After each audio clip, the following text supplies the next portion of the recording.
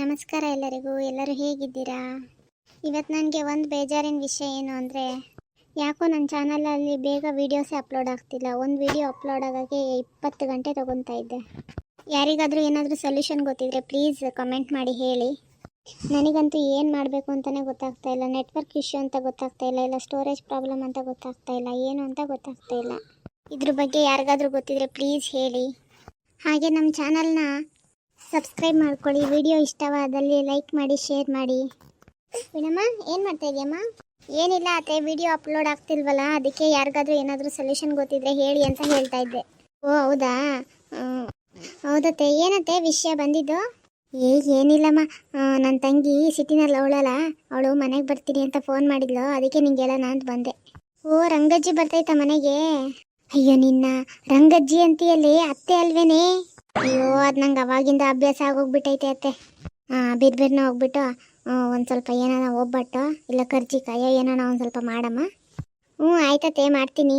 ಹಂಗೆ 1-2 kg ಕೋಳಿ ಮಟ ಅಂತಂದು ನಿನ್ನ ಗಂಡನ ಕೇಳು ತಗೊಂಬರೋಕ್ಕೆ. ಒಂದು ಸ್ವಲ್ಪ ಸಾರು ಮಾಡಿಕ್ಬಿಡಮ್ಮ. ನಾನು ಆಮೇಲಿಂದ ಬಂದು ಮುದ್ದೆ ಮಾಡಿಕೊಡ್ತೀನಿ. ಅವಳ್ಗೆ ಮುದ್ದೆ ಅಂದರೆ ಜಾಸ್ತಿ ಇಷ್ಟ. ಅಲ್ಲಿ ಸಿಟಿನಲ್ಲಿ ಎಲ್ಲಿ ಮಾಡೋಕೆ ಹೋಗ್ತಾಳೆ ಪಾಪ. ಅವಳು ಸೊಸೆ ಮಾಡಿಕ್ತಲ್ಲ ಒಂದಿಲ್ಲ, ಇಲ್ಲ ನಾ ಬಂದು ನೆಮ್ಮದಿಯಾಗಿದ್ದೋಗ್ಲಿ 4 ದಿನ. ಕೋಳಿ ಸಾರು ಮಾಮೂಲಿ ಸಾರು ಮಾಡಬೇಡ, ಬಸ್ಸಾರು ಮಾಡು. ಅವಳಿಗೆ ಬಸ್ಸಾರು ಅಂದರೆ ಭಲೇ ಇಷ್ಟ. ಹಂಗೆ ನಾಳೆ ಬೆಳಗ್ಗೆ ತಿಂಡಿಕ ದೋಸೆಗೆ ನೆನಾಕಮ್ಮ. ಅವಳಿಗೆ ದೋಸೆ ಕೋಳಿ ಸಾರು ಅಂದರೆ ಭಾರಿ ಇಷ್ಟ.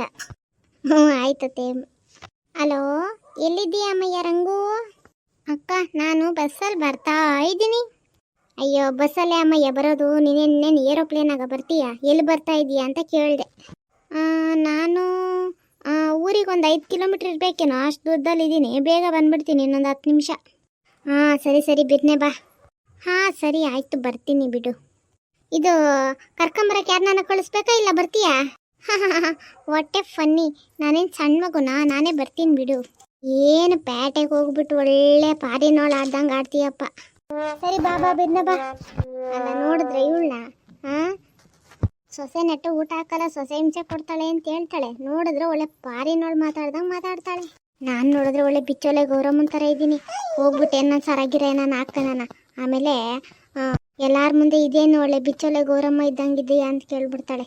ಅಲ್ಲ, ನಾನು ಬರ್ತೀನಿ ಅಂತ ಗೊತ್ತಿದ್ರು ಒಬ್ಬರು ಅಡ್ರೆಸ್ ಇಲ್ವಲ್ಲ, ಎಲ್ಲೋದ್ರು ಎಲ್ಲ? ಓ ಅಮ್ಮಯ್ಯ, ರಂಗು ಬಾರೇ, ಇವಾಗ ಬಂದೇನೆ. ಅಕ್ಕ, ಇವಾಗ ಬಂದೆ. ಯಾರು ಮನೆ ಹತ್ರ ಕಾಣಲೇ ಇಲ್ಲ. ಇಲ್ಲೇ ಹೋಗಿದ್ದೆ, ಒಳಗಡೆ ಹೋಗಿದ್ದೆ ಕಣೆ ಅಮ್ಮಯ್ಯ. ಇದೇನು ಇದು ನಿನ್ನ ಬಟ್ಟೆ?